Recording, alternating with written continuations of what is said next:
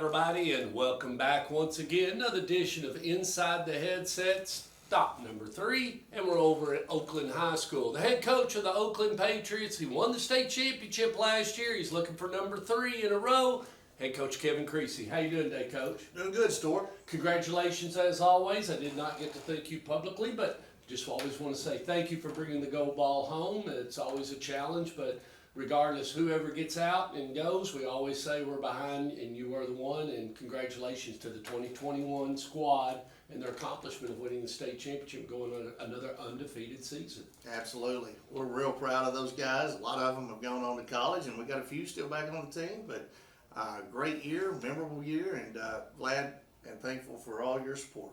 Well, the galaxy, the solar system, and the stars have left Oakland High School, and now you become Chip Nobody, and the transition starts, and no stars, no guys. You do have the returning quarterback, and that's Cade Hewitt with a K, and expect him to be a big leader on the field this fall, don't you, Coach? Yeah, you know, Cade came over, and we always knew that he was a winner, and he's really gotten better at his quarterbacking position, and does a good job of being really a dual threat kind of guy. But he's made out of the right stuff. So when you put the ball in his hands, you know, you can always know that you got a competitor out there that's going to do everything he can to win. And you know, a lot of that goes back to him being a high character dude that's made out of the right stuff. Well, I don't know about your injury situation. Please correct me, because I do not follow that or whatever, but I would assume, and I'm just thinking about last year, maybe some things and some flashes I saw on film, so please correct me if I'm wrong, but I would say you got about a 3-back arsenal, and maybe you'll tell me one more, but you got a guy that's going to go to TSU. He's going to be running the ball a little bit. Then we'll follow it up with a kid that's got a 4.0, and he's going to be carrying the ball a little bit. And then you got a young gentleman who's one of the fastest gentlemen in Rutherford County, and he's going to carry the ball a little bit. You got a nice arsenal back there, but they're going to have to grow up. They're going to have to learn. They're really going to have to do a lot to get back to what some of the other ones have done. Yeah, you know, I think these guys are real talented. I mean, it's just a difference, though, you know. Antonio Patterson's 195 pounds. Jordan James, 205, 210, you know. These guys are like 155, 160, so there's a difference. But they do all have vision, and they run the offense well, and they do a good job of being willing blockers when they're called upon. But yeah, right now, you know, it's no secret. Eric Taylor had a surgery in the spring, got an injury in the spring, and so he'll be out. When do you expect to pick him up? I was going to let you comment. They probably say about mid-season. Mid-season, okay. He should be back. So by Biden game, he could possibly. Is he working week 6, 7? He wants back right now, but right. Truthfully, it should be Riverdale week probably. Okay. Yeah. Battle of the Borough. Yeah. And then talk about the other two. Maybe Khalil James, you know, has the most yards, you know, of offense returning, right. The most touchdowns returning. So he has the most experience, and did a good job for us. But like I said, he was kind of in the shadows last year, so he's at the forefront this year. And T.T. Hill, Tamari Hill, is you know, known for going all the way to the state this year in track and field as a freshman. So now he's a sophomore running back. Really did well last year in freshman ball. And so we're expecting big things out of him as well. He's got to work. He's got the vision. He's just got to learn about the speed of the game, probably. And I mean, I'm ignorant about that, but I mean, is that going to be his biggest thing? Is learning you know, it's different. Football's different. You know, it's not just a straight line. You know, you're not just running 100 yards in a straight line. So, you know, he's working on some wiggle and stuff like that. And then Mason Bell is a guy that's playing a lot of ball on defense. And so we try to steal him away from defense every now and then to give TT or whoever a break. You're going to have a 4 or 5. I mean, you're going to be able to work them in and out of there. The bank isn't empty, but it's new money. It's right. new money. It's new money to play with. Yeah. Let's move to the other side of the ball. You've always had a good backfield, and then let's work our way up to that front. But backfield, Coach, if nobody knows it, Coach Kevin Creasy is a defensive backfield coach. That's what he likes to coach, is those backs and things. What can we expect? You know, coming into it, I thought we had one of the best secondaries in the state. Just unfortunately, again, we had another injury. You know, we're looking at our 2 projected starting safeties. possibly being out. Steve Ellison ended up having an injury about a month ago, and so we're not sure when he's coming back. And put him and Eric Taylor together, they were a great tandem. Right. So we've got some guys that have stepped up and done real well. Bronson Crisp, sophomore. Again, we're playing some young guys. Bronson's done a really good job in the offseason, and he's going to have to step up. Jeremiah Collins, we expect big things out of him. He's a big 6'3" DB, getting some looks, was committed to Louisville. Now he's kind of weighing his options a little bit. So we're still pretty good in the secondary, but if we could get everybody healthy, we'd have one of the best around. Right now, you're always able to put something around this team. We know they're all chip nobodies at that point, but you talked about last year, one of the things that you could early recognize is that team came to work on time. They did what you asked for. Give me a little bit about what's this team kind of shaping out to be? What characteristic can you pin on them if you can at the present time? Here's the thing about it. I thought our staff last year did a really great job. And, 4 of our guys that coach with me, they've gone on and they've gotten even better jobs. Thank you for transition. They've gotten promotions and got 2 position coaches that got coordinator jobs. My D coordinator got a head coaching job. Coach Dobbs, my right-hand man, is going to be the right-hand man in Lincoln County. He's not only a principal there, but he's the AD, and all that stuff. Has he called you? Has he learned? Oh, we've been on the phone back and forth. Has he learned it? Is he a full-blown Falcon? I think so. The bad part is he took Brett with him, his son. Yeah, so yeah. I'm a little ticked off about that, but I've been calling him about eligibility questions, trying to figure out how to do this dragonfly stuff that he used to handle for me. So it's been a pain, but at the same time, those guys, along with all the guys that stuck with me, they did a great job with a bunch of different type of guys that got a lot of praise. We had a bunch of guys that had their name in the paper a lot, on TV. Little diva status? Well, I wouldn't say divas, but they got a lot of recognition that they deserved. But they've been told how good they were for a long time, and people think it's easy just to roll the ball out there. Those are some of the toughest teams to coach, is when you've got some, really some high-profile guys with those alpha male egos. And, next thing you know, you got it on both sides of the ball, and it's back and forth. So I thought we did a good job of handling that. People don't realize that some of the toughest coaching jobs are when you do have a lot of good players in the same spots. Now, we really don't have that problem this year. We've got a bunch of guys that would love for their names to be in the paper, would love to be, on TV, would love to get a shout out on Stork Vision. But at the same time, that means they're hungry, that means they're not satisfied. And so they're one of the best bunches to coach, And like I said, we may get some, losses. There may be something in the L column. There might be some streak that everybody talks about besides us coaches that gets broken. But there may not be. Because these guys, man, they know the tradition here. They know the high standards here. And they've seen it ever since, they were in middle school. And so they've worked their butt off to kind of uphold our standards. And like I said, they're a fun bunch to be around. They're hungry. They're humble. They're always wanting to go out and get better at football because they want their names, in the print. They want on social media. They want the offers. And so they've done everything they can to work their butt off to get them. And, there's not a lot they can do about being 5'8", but there is a lot they can do about playing with a big heart. And those guys right now, they got that. Got Hendersonville on Thursday night. It'll be a packed house here at Ray Hughes Stadium. You own the opening night. Nothing else going on in the county. It's going to be great here, isn't it? Yeah, I think so.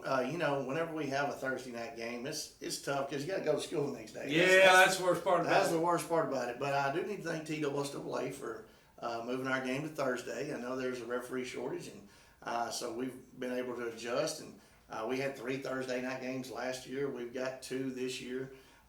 But with us being the only show in town, we'll get a lot of Patriot fans here, and then we'll get a lot of people that want to see the Patriots get beat. And I just hope they all buy a ticket. I don't want anybody sneaking through the gate. I think we've done a good job of closing up some entrances that people used to sneak through. But I think it's going to be a great game. Hendersonville always brings a great team. I love what Coach Beasley's done over there. They were a Final Four team last year. And they're not scared to play you. We talk about that, Coach. Next year it's that famous year, and I hope somewhere maybe I can say, go ahead and get my bid in. Maybe there could be a Helena Oakland game in the future. I'd like for that to happen. I don't know, maybe a trade. But talk about that, man. I mean, that's Hendersonville's always been a team that stepped up and grabbed that schedule. And that's so important because you'd like to, when you go into it, how many times have you seen somebody say, hey, man, contract coming up, would you work with me? And someone says, yeah, I'll work with you, Coach Creasy. Yeah. And then you call them, and guess what? Man, I already filled up everything I had, Coach. Sorry, click. I mean, it's just part of it. It goes with it. But I'll say this, Coach Beasley, he's never shied away. That's what I'm saying. Look at what he did last year. He played a playoff team in Sheffield. He played Baylor, Not a lot of people were signing up to play Baylor. Nope. And then he played us. He played, I think, a really good team out of Kentucky and actually won. Beat the team that he was an underdog in. But he played all those non-region opponents, and it set him up, and his players were used to playing tough opponents in the playoffs. And, he goes right down and at halftime against Summit. I mean, it's a knockdown drag out with Summit to go to the state championship game. And their kids have been in that position several times.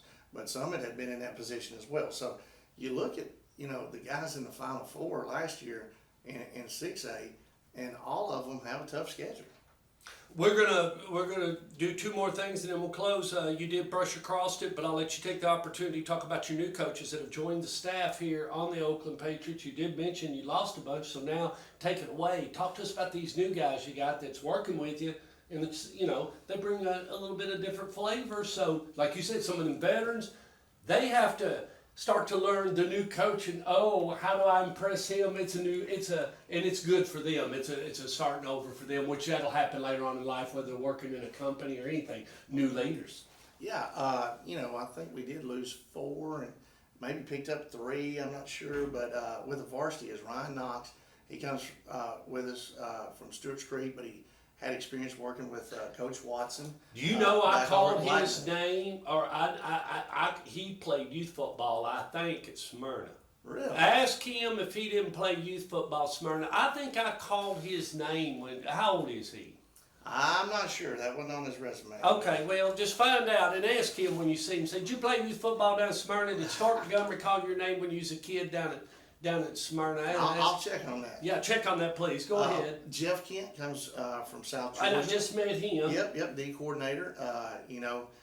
Have some similarities last year. Also has his own stamp on things. Does things a little bit different. And came from Valdosta. Did a heck of a job down there, and doing a great job for us. Not just on the field, but also in the weight room. Big shoes to fill. Coach Jackson going and taking the wonderful job. But he's come in and done a heck of a job for us. Justin Roberts comes from TSU. Great. He was the D coordinator at TSU, and he's helping out on the defense side of the ball, helps with our special teams. Has 25 years of college football experience. Wow. So all our guys that, are looking to, what does it take? What am I going to have to do to get into college? He can answer. I mean, he's got an iPhone full of connections too. And he does, yeah. I mean, but he knows what it takes to go to NC State. He knows what it takes to go to Southern Miss. He knows what it takes to go to TSU. He's been to all those places. And 25 years in college, and we're just tickled to death to have him. His family moved here to Middle Tennessee, and they loved it here, and they want to raise their families here. And so we were real lucky to get him. You are fortunate to get him, and he's doing a heck of a job for us. Let's move finally to the final topic and one of your favorite of all. A third of the game is special teams, and it's known that you've always had a great special teams attack. I know of the Taylor, and we know a couple. I'm gonna let you take it away. Take it away, Coach. Let's talk about special teams. Yeah, Hunter Rather is a great snapper for us. Zach Turk is a great snapper for us. Both of them have a future going into college and getting their books and tuition and stuff paid for, just for being able to snap it really well. And like I said, we have one of the better kickers returning.